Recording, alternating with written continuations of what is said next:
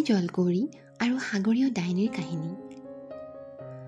সাগৰৰ একেবাৰে তলিত সমুদ্ৰ ৰজাৰ ৰাজপ্ৰসাদটো অৱস্থিত। ৰাজপ্ৰসাদটো দেখিবলৈ বৰ মনোৰম, যেন স্বৰ্গপুৰী। ৰাজপ্ৰসাদটো প্ৰবালৰ প্ৰাচীৰেৰে তৈয়াৰী। সমুদ্ৰ ৰজাই তেওঁৰ 4গৰাকী ৰাজকুমাৰী আৰু তেওঁৰ মাকৰ সৈতে অতি সুখে শান্তিৰে দিন অতিবাহিত কৰিছিল। 4গৰাকী জলকুঁৱৰীৰ ভিতৰত আটাইতকৈ সৰু জলকুঁৱৰীগৰাকী অপূৰ্ব সুন্দৰী। তেওঁ দিনটোৰ বেছিভাগ সময় সাগৰৰ তলিত পৰি থকা জাহাজবোৰৰ আশে পাশে সাঁতুৰি নাদৰি পাৰ কৰে। প্ৰতিখন জাহাজে সাগৰৰ বাহিৰৰ জগতখনৰ স্বাক্ষৰ বহন কৰে আৰু কণমানি জলকুঁৱৰীগৰাকীয়ে সেইবোৰ চাই বাহিৰৰ জগতখনৰ কল্পনাত মগ্ন হয়। গোটেই সময়খিনি তেওঁ গুণগুণাই থাকে। কণমানি জলকুঁৱৰীগৰাকীৰ মাতটো বৰ শুৱলা আৰু তেওঁৰ শুৱলা মাতটো শুনিবলৈ বিভিন্ন ধৰণৰ মাছবোৰ তেওঁৰ ওচৰ চাপি আহে। সমুদ্ৰ ৰাজ্যৰ এটা নিয়ম আছিল, 15 বছৰ বয়স নোহোৱালৈকে কোনো সমুদ্ৰবাসী বাহিৰৰ জগতখন চাবলৈ যাব নোৱাৰিছিল। সেই ৰজাৰ 4গৰাকী ৰাজকুমাৰীয়ে তেওঁলোকৰ বয়স 15 বছৰ হোৱালৈকে অপেক্ষা কৰি আছিল। কণমানি জলকুঁৱৰীগৰাকীৰ বাহিৰৰ জগতখন চাবলৈ বৰ আগ্ৰহ। তেওঁ প্ৰতিদিনে আইতাকক সমুদ্ৰৰ বাহিৰৰ জগতখনৰ কথা সোধে আৰু আইতাকে তেওঁক দেশ বিদেশৰ কাহিনীবোৰ কৈ যায়। এদিন সকলোতকৈ ডাঙৰ ৰাজকুমাৰীগৰাকীৰ 15 বছৰ বয়স হ'ল। তেওঁ পোনপ্ৰথমবাৰৰ বাবে সমুদ্ৰৰ পাৰলৈ গ'ল। উলটি আহি তেওঁ কি দেখা পালে ভনীয়েক কেইগৰাকীৰ আগত বৰ্ণনা কৰিলে। তেওঁ ক'লে, সমুদ্ৰৰ বিশাল বালিময় উপকূল, ওপৰত শুকুলা মেঘৰ সৈতে নীলা আকাশ। সূৰ্যাস্তৰ সময়ত নীলা আকাশৰ পৰিৱৰ্তে সোণালী আৰু ৰঙা আভা দেখিব পোৱা যায় আৰু সকলোবোৰ চৰাই চিৰিকটি ঘৰমুৱা হৈছিল। এক মনোৰম দৃশ্য। যেতিয়া দ্বিতীয়গৰাকী ৰাজকুমাৰীৰ বয়স 15 বছৰ হ'ল, তেতিয়া শীতকাল। তেওঁ পাৰলৈ গৈ কি দেখা পালে বৰ্ণনা কৰিলে। প্ৰচণ্ড শীতত সমুদ্ৰৰ পানী গোট মাৰিছিল। প্ৰকাণ্ড প্ৰকাণ্ড বৰফৰ পাহাৰবোৰ পানীত উপঙি আছিল আৰু সূৰ্যৰ পোহৰত চিকমিকাই আছিল। জাহাজবোৰে সুৰক্ষাৰ বাবে বৰফৰ পাহাৰবোৰৰ পৰা নিৰাপদ দূৰত্বত অৱস্থান কৰিছিল। দিন বাগৰিল আৰু এনেদৰেই তৃতীয়গৰাকী ৰাজকুমাৰী 15 বছৰীয়া হ'ল। পাৰৰ পৰা উলটি আহি তেওঁ সাগৰৰ পাৰৰ এখন চহৰৰ কথা বৰ্ণনা কৰিলে। তেওঁ বিভিন্ন ধৰণৰ মানুহে কথা পাতি থকা দেখিবলৈ পালে। কোনো কোনো লোকে ঘোঁৰাত উঠি ঘূৰি ফুৰিছিল। প্ৰতিবাৰেই কণমানি জলকুঁৱৰীগৰাকীয়ে সকলোৰে কথা আচৰিত হৈ শুনে আৰু অপেক্ষা কৰে। এদিন সেই বিশেষ দিনটো আহিল। কণমানি জলকুঁৱৰী 15 বছৰীয়া হ'ল। তেওঁৰ আনন্দৰ সীমা নাই। এতিয়া তেওঁ সমুদ্ৰৰ পানীৰ পৰা বাহিৰলৈ যাব পাৰিব। নিৰ্দিষ্ট দিনটোত কণমানি জলকুঁৱৰী সমুদ্ৰৰ পৰা বাহিৰলৈ আহিল। তেওঁ এখন ডাঙৰ জাহাজৰ ওচৰ পালে। জাহাজৰ পৰা সুমধুৰ সংগীতৰ শব্দ ভাহি আহিছিল। জাহাজৰ ভিতৰত সকলোৱে আনন্দ ফূৰ্তি কৰি আছিল। তেনেতে এজন সুন্দৰ ৰাজকুমাৰ জাহাজৰ বাৰাণ্ডালৈ ওলাই আহিল। সকলোৱে ৰাজকুমাৰজনৰ জন্মদিন উদযাপন কৰি আছিল। ৰাজকুমাৰজন ইমান সুন্দৰ, মই এনে ৰাজকুমাৰ কাহানিও দেখা নাই, তেওঁ নিজকে ক'লে। হঠাতে আকাশখন ক'লা হৈ আহিল। প্ৰচণ্ড বতাহ ববলৈ ধৰিলে। মানুহবোৰৰ মাজত হোৱা দোৱা লাগিল। প্ৰকাণ্ড ঢৌত জাহাজখন পানীত ডুব যাওঁ যাওঁ হ'ল। বিজুলী ঢেৰেকনি আৰু প্ৰবল বৰষুণত কণমানি জলকুঁৱৰীগৰাকীয়ে কোনোমতেহে দেখা পালে। বিজুলীৰ পোহৰত ৰাজকুমাৰজনক পানীত পৰি যোৱা দেখা পাই কণমানি জলকুঁৱৰীগৰাকীয়ে ভয় খালে। তেওঁ জানিছিল যে কোনো মানুহ পানীত জীয়াই থাকিব নোৱাৰে। সেয়ে ৰাজকুমাৰক উদ্ধাৰ কৰিবলৈ তেওঁ তৎক্ষণাত পানীত বুৰ মাৰিলে। ৰাজকুমাৰক হাতত ধৰি অতি কষ্টৰে কণমানি জলকুঁৱৰীয়ে তেওঁক পানীৰ পৰা ওপৰলৈ টানি উলিয়াই আনিলে। ৰাজকুমাৰ তেতিয়াও মূৰ্ছিত অৱস্থাত আছিল। সেই কণমানি জলকুঁৱৰীয়ে তেওঁৰ সংজ্ঞা ঘূৰি অহালৈ অপেক্ষা কৰিলে। ৰাতিপুৱালৈ ধুমুহা কমিল, কিন্তু ৰাজকুমাৰৰ অৱস্থাৰ পৰিৱৰ্তন নহ'ল। কণমানি জলকুঁৱৰীগৰাকীৰ চিন্তা বাঢ়ি গ'ল। ৰাজকুমাৰজনৰ মৃত্যু হ'ল নেকি তেওঁ নিজকে ক'লে। মনৰ দুখত তেওঁ এটা দুখৰ গীত গালে আৰু হঠাতে ৰাজকুমাৰজনে লৰচৰ কৰিব ধৰিলে। কণমানি জলকুঁৱৰীয়ে ৰাজকুমাৰৰ হাতত ধৰি সুধিলে, তুমি ভালে আছানে? কিন্তু তেনেতে কণমানি জলকুঁৱৰীয়ে কেইগৰাকীমান ছোৱালীয়ে কথা পতাৰ শব্দ শুনিবলৈ পালে। তেওঁ তৎক্ষণাত সমুদ্ৰৰ কাষলৈ গ'ল আৰু এটা শিলৰ আঁৰত লুকাই গ'ল। তেওঁ এগৰাকী জলকুঁৱৰী, মানুহে তেওঁক দেখাটো উচিত নহয়। ছোৱালী কেইগৰাকী আহি ৰাজকুমাৰৰ ওচৰ পালে আৰু তেনেতে ৰাজকুমাৰে চকু মেলিলে। তেওঁলোকে আন আন মানুহৰ সহায়ত ৰাজকুমাৰক ৰাজপ্ৰাসাদলৈ লৈ গ'ল। ৰাজকুমাৰক কোনে জীৱন দান দিলে সেই কথা ৰাজকুমাৰে জানিব নোৱাৰিলে। কণমানি জলকুঁৱৰীৰ মনটো দুখেৰে ভৰি পৰিল। দুখ মনেৰে তেওঁ নিজৰ ঘৰলৈ উলটি আহিল।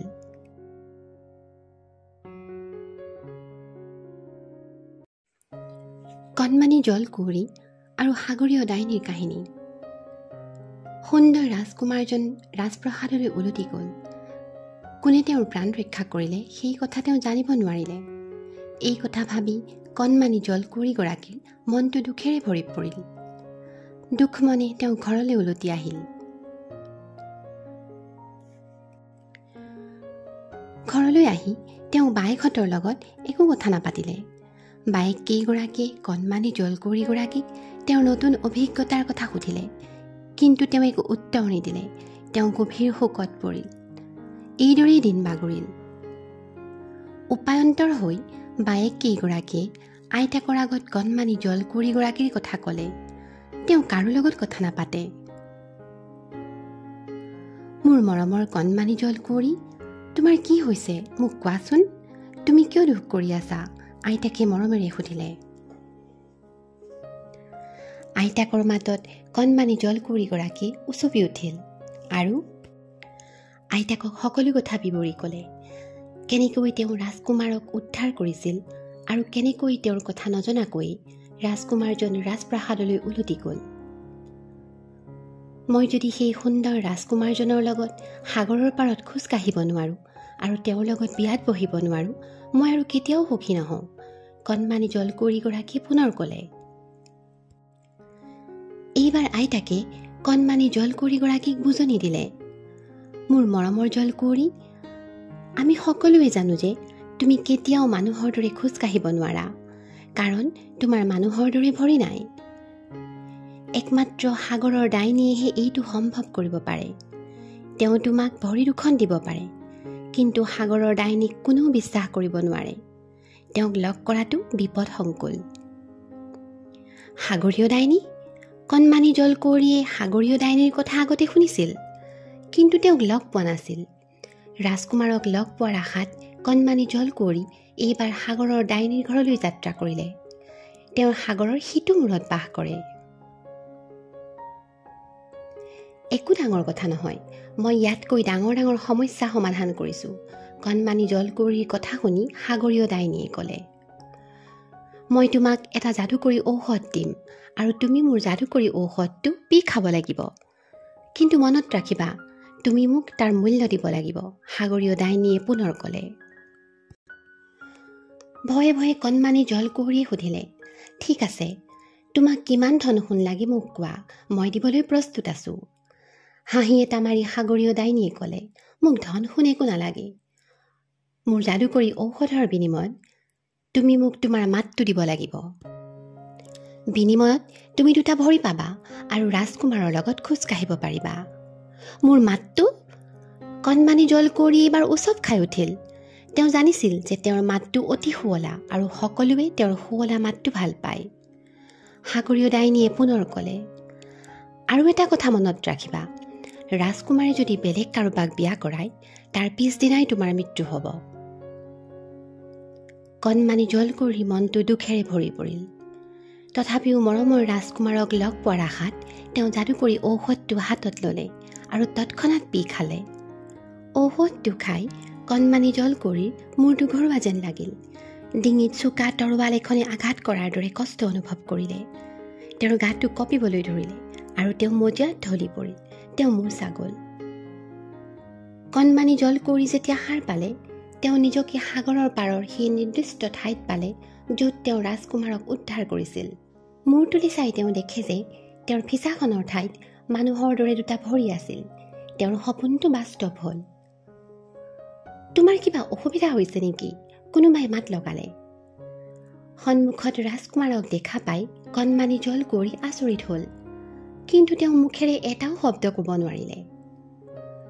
ৰাজকুমাৰে পুনৰ সুধিলে, তুমি কথা ক'ব নোৱাৰা নেকি? ঠিক আছে, মই তোমাক ৰাজপ্ৰাসাদলৈ লৈ যাম। তুমি তাত অলপ জিৰণি ল'ব পাৰিবা আৰু শুকান কাপোৰ পিন্ধিব পাৰিবা। ৰাজকুমাৰৰ কথা শুনি কণমানি জলকুঁৱৰী বৰ আনন্দিত হ'ল। প্ৰথমবাৰৰ বাবে তেওঁ খোজ কাঢ়িব ধৰিছিল। তেওঁ অলপ অসুবিধা পাইছিল, কিন্তু লাহে লাহে তেওঁ ভালকৈ খোজ কাঢ়িব পৰা হ'ল। সেইদিনা ৰাজকুমাৰে কণমানি জলকুঁৱৰীগৰাকীক ৰাজপ্ৰাসাদটো দেখুৱালে। তেওঁলোকে বহুত হাঁহি ধেমালি কৰিলে। ৰাজকুমাৰে কণমানি জলকুঁৱৰীগৰাকীৰ চকুলৈ চাই তেওঁৰ মনৰ ভাৱ বুজি পোৱা হ'ল। দুখ লগা কথা শুনিলে জলকুঁৱৰীগৰাকীৰ চকুযোৰ সেমেকি যায় আৰু সুখত তেওঁৰ মুখখন জিলিকি উঠে। পিছদিনা ৰাজপ্ৰাসাদত এটা ৰাজকীয় অনুষ্ঠান আছিল। ৰাজকুমাৰে কণমানি জলকুঁৱৰীক ৰাজকীয় অনুষ্ঠানলৈ যাবলৈ লগ ধৰিলে। কণমানি জলকুঁৱৰীয়ে মূৰ দুপিয়াই সন্মতি দিলে। সেইদিনা কণমানি জলকুঁৱৰীৰ ৰূপ দুগুণে চৰিছিল। তেওঁক কাষত লৈ ৰাজকুমাৰ অতি আনন্দিত হৈছিল। সেইদিনাৰ পৰা দুয়ো প্ৰায় একেলগে সময় অতিবাহিত কৰিব ধৰিলে। ৰাজকুমাৰে কণমানি জলকুঁৱৰীগৰাকীক মনে মনে পচন্দ কৰিব লৈছিল। কিন্তু তথাপিও ৰাজকুমাৰে মনত এটা আশা পুহি ৰাখিছিল। তেওঁক পানীৰ পৰা উদ্ধাৰ কৰা সেই ছোৱালীজনীক তেওঁ বিয়া কৰাব খোজে। সেই ছোৱালীজনীক তেওঁ দেখা নাপালে, কিন্তু তেওঁৰ সুমধুৰ কণ্ঠ তেওঁৰ কাণত গুঞ্জৰিত হৈ থাকে। আহ, তেওঁৰ কণ্ঠ কিমান যে শুৱলা, কিমান সুন্দৰকৈ তেওঁ সেইদিনা দুখৰ গানটো গাইছিল। ৰাজকুমাৰ তেওঁৰ ভাৱত মগ্ন হয়।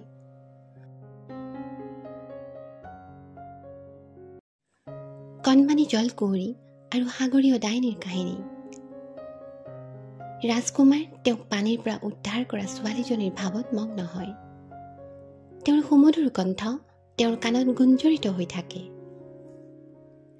আহ, তেওঁৰ কণ্ঠ কিমান যে শুৱলা, কিমান সুন্দৰকৈ তেওঁ সেইদিনা দুখৰ গানটো গাইছিল। ৰাজকুমাৰ তেওঁৰ ভাৱত মগ্ন হয়। সময় বাগৰিল আৰু এদিন ৰজাই ৰাজকুমাৰক ক'লে, মই আৰু তোমাৰ মায়ে তোমাৰ বাবে এগৰাকী ৰাজকুমাৰী পচন্দ কৰিছোঁ। তোমাৰ এতিয়া বিয়া কৰবাৰ উপযুক্ত বয়স হৈছে। কি? ৰাজকুমাৰ আচৰিত হ'ল। তেওঁ কেৱল সেই সুন্দৰ মাতৰ ছোৱালীজনীকহে বিয়া কৰাব খোজে, যি তেওঁ জীৱন দান দিছিল। ৰাজকুমাৰে সুধিলে, আপোনালোকে পচন্দ কৰা ৰাজকুমাৰীগৰাকী কোন? তেওঁ ওচৰৰ ৰাজ্যৰ ৰাজকুমাৰী। তেওঁৰ পিতৃ মাতৃ আমাৰ ৰাজপ্ৰাসাদলৈ আহিব। মাক দেউতাকৰ লগত ৰাজকুমাৰীগৰাকীও ইয়ালৈ আহিব। আমি তোমালোক দুয়োৰে বিয়াৰ কথা আলোচনা কৰিম। ৰজাৰ কথা শুনি ৰাজকুমাৰৰ মনটো দুখেৰে ভৰি পৰিল। কণমানি জলকুঁৱৰীয়ে ভয় খালে। তেওঁ জানিছিল যে ৰাজকুমাৰে আন কাৰোবাক বিয়া কৰালে তাৰ পিছদিনাই কণমানি জলকুঁৱৰীৰ মৃত্যু হ'ব। সেইদিনা ৰাতি কণমানি জলকুঁৱৰীগৰাকীয়ে কান্দি কান্দি পাৰ কৰিলে। দৰাচলতে দুষ্ট সাগৰীয় ডাইনীজনীয়ে কণমানি জলকুঁৱৰীৰ শুৱলা মাতটো ওচৰৰ ৰাজ্য এখনৰ ৰাজকুমাৰী এগৰাকীক দি দিছিল। সেই ৰাজকুমাৰীগৰাকী বৰ স্বাৰ্থপৰ। তেওঁ আন কাৰো কথা নাভাবে আৰু এতিয়া সেই স্বাৰ্থপৰ ৰাজকুমাৰীগৰাকীৰ লগতেই ৰাজকুমাৰৰ বিয়াৰ আয়োজন চলিছে। কথামতেই পিছদিনা ওচৰৰ ৰাজ্যৰ ৰাজকুমাৰীগৰাকী তেওঁৰ পিতৃ মাতৃৰ লগত ৰাজপ্ৰাসাদলৈ আহিল। তেওঁৰ মাতটো শুনি কণমানি জলকুঁৱৰীগৰাকী আচৰিত হ'ল। হাইৰাখ তেওঁৰ মাতটো। তেওঁ বুজি পালে যে সাগৰীয় ডাইনীজনীয়ে তেওঁৰ শুৱলা মাতটো এই নতুন ৰাজকুমাৰীগৰাকীক দি দিলে। ৰাজকুমাৰীৰ মাতটো শুনি ৰাজকুমাৰ আচৰিত হ'ল। তেওঁ ৰাজকুমাৰীক গান এটা গাবলৈ অনুৰোধ কৰিলে আৰু ৰাজকুমাৰীয়ে কণমানি জলকুঁৱৰীয়ে সেইদিনা সাগৰৰ পাৰত গোৱা গানটো গালে। কণমানি জলকুঁৱৰীৰ শুৱলা মাতটোৱে কোঠাটোৰ সকলো লোককে মন্ত্ৰমুগ্ধ কৰিলে। সকলোৱে নতুন ৰাজকুমাৰীৰ প্ৰশংসা কৰিলে। ৰাজকুমাৰে নিজৰ সৌভাগ্যক বিশ্বাস কৰিব নোৱাৰিলে। অৱশেষত তেওঁ বিচাৰি ফুৰা সেই শুৱলা মাতৰ গৰাকী ৰাজকুমাৰীগৰাকীক বিচাৰি পালে, যি তেওঁক সেইদিনা পানীৰ পৰা উদ্ধাৰ কৰিছিল। ৰাজকুমাৰে তেওঁৰ আনন্দৰ কথা কণমানি জলকুঁৱৰীৰ আগত প্ৰকাশ কৰিলে। কণমানি জলকুঁৱৰী দুখত ভাগি পৰিল, কিন্তু তেওঁ ৰাজকুমাৰৰ আগত সুখী হোৱাৰ অভিনয় কৰিলে। পিছদিনা ৰাতিপুৱাতে কণমানি জলকুঁৱৰী সমুদ্ৰলৈ উলটি গ'ল আৰু বায়েক কেইগৰাকীক লগ কৰিলে। তেওঁ বায়েক কেইগৰাকীৰ আগত সকলো কথা বৰ্ণনা কৰিলে। তেওঁ এইটোও ক'লে যে নতুন ৰাজকুমাৰীৰ লগত তাৰ পাছদিনা ৰাজকুমাৰৰ বিয়াৰ যোগাৰ কৰা হৈছে, অৰ্থাৎ ৰাজকুমাৰৰ বিয়াৰ পাছদিনাই কণমানি জলকুঁৱৰীগৰাকীৰ মৃত্যু হ'ব। চিন্তা নকৰিবা, আমি কিবা এটা উপায় উলিয়াম। তুমি এতিয়া যোৱা আৰু আজি ৰাতি সাগৰৰ পাৰত আমাক লগ কৰিবা, বায়েক কেইগৰাকী কণমানি জলকুঁৱৰীক ক'লে। সেইদিনা ৰাতি কণমানি জলকুঁৱৰী সাগৰৰ পাৰলৈ আহিল আৰু বায়েক কেইগৰাকীক লগ পালে। তেওঁলোকৰ সোণালী চুলিকোছা নাছিল, কাৰণ তেওঁলোকৰ সোণালী চুলিকোছাৰ বিনিময়ত তেওঁলোকে সাগৰীয় ডাইনীৰ পৰা এখন তীক্ষ্ণ চুৰি লৈ আহিছিল। এই চুৰিখন লৈ যোৱা আৰু ইয়াৰ দ্বাৰা আজি ৰাতিয়ে ৰাজকুমাৰক হত্যা কৰা, তেতিয়াহে তুমি তোমাৰ ফিছাখন আৰু তোমাৰ মাতটো ঘূৰাই পাবা আৰু আমাৰ লগত সমুদ্ৰ ৰাজ্যলৈ ঘূৰি যাব পাৰিবা, বায়েক কেইগৰাকীয়ে কণমানি জলকুঁৱৰীক ক'লে। কণমানি জলকুঁৱৰীয়ে চুৰিখন লৈ ৰাজপ্ৰসাদলৈ উলটি গ'ল, কিন্তু তেওঁ জানিছিল যে তেওঁ ৰাজকুমাৰক কেতিয়াও হত্যা কৰিব নোৱাৰে। ইফালে ঘৰলৈ উলটি আহি বায়েক কেইগৰাকীয়ে সমুদ্ৰজাক অৰ্থাৎ দেউতাকক সকলো কথা ক'লে। তেওঁৰ খং উঠিল। তেওঁ জানিছিল যে সৰল সহজ কণমানি জলকুঁৱৰীয়ে কেতিয়াও ৰাজকুমাৰক হত্যা কৰিব নোৱাৰে। সেয়ে তেওঁ দুষ্ট সাগৰীয় ডাইনীজনীৰ ওচৰ পালেগৈ। দুষ্ট ডাইনীজনীয়ে হাঁহি হাঁহি সমুদ্ৰজাক ক'লে, তোমাৰ কণমানি জলকুঁৱৰীক এতিয়া কোনেও মৃত্যুৰ পৰা বচাব নোৱাৰে, কিন্তু যদি তুমি তোমাৰ ৰাজদণ্ডডাল মোক দিয়া আৰু সমুদ্ৰ ৰাজ্যৰ শাসনভাৰ মোক দিয়া, মই তেওঁক প্ৰাণদান দিব পাৰিম। উপায়ন্তৰ হৈ সমুদ্ৰৰজাই তেওঁৰ চৰ্ত মানি ল'লে। দুষ্ট ডাইনীজনীয়ে ৰাজদণ্ডডাল হাতত লৈ আনন্দত হাঁহিবলৈ ধৰিলে আৰু বিবাহৰ স্থলী পালেগৈ। এখন ধুনীয়া জাহাজত বিয়াৰ আয়োজন কৰা হৈছিল। সকলো লোকে জাহাজত আনন্দ ফূৰ্তি কৰি আছিল। হঠাতে কণমানি জলকুঁৱৰীয়ে সাগৰীয় ডাইনীক সাগৰৰ পৰা ওলাই অহা দেখা পালে। ৰাজদণ্ডডালৰ সহায়ত তেওঁ এটা বিশালকায় অক্টোপাছৰ ৰূপ ল'লে। এইবাৰ অক্টোপাছৰ ৰূপ লোৱা ডাইনীজনীয়ে এটা ঠেঙেৰে কণমানি জলকুঁৱৰীক মেৰিয়াই ধৰিলে আৰু জাহাজৰ পৰা উলিয়াই আনিলে। এইবাৰ তোমাক কোনেও বচাব নোৱাৰে, ডাইনীজনীয়ে ক'লে। ভয় খাই কণমানি জলকুঁৱৰীয়ে যাদুকৰী চুৰিখন উলিয়াই ল'লে আৰু ডাইনীজনীৰ বুকুত অতি জোৰেৰে সুমুৱাই দিলে। যাদুকৰী চুৰিৰ আঘাতত সাগৰীয় ডাইনীৰ মৃত্যু হ'ল আৰু তেওঁ সাগৰত পৰি গ'ল। ইফালে সাগৰীয় ডাইনীৰ মৃত্যুত তেওঁৰ যাদু নাইকিয়া হ'ল আৰু কণমানি জলকুঁৱৰীয়ে তেওঁৰ শুৱলা মাতটো ঘূৰাই পালে। তেওঁ সুৰীয়া কণ্ঠৰে গীত গাবলৈ ধৰিলে।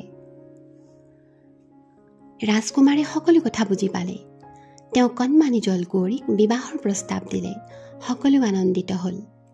কণমানি জলকুঁৱৰীয়ে সমুদ্ৰৰজাৰ অনুমতি লৈ বিয়াৰ বাবে সঁহাৰি দিলে। দুই বিবাহ পাশত আবদ্ধ হ'ল আৰু সুখে শান্তিৰে দিন অতিবাহিত কৰিব ধৰিলে।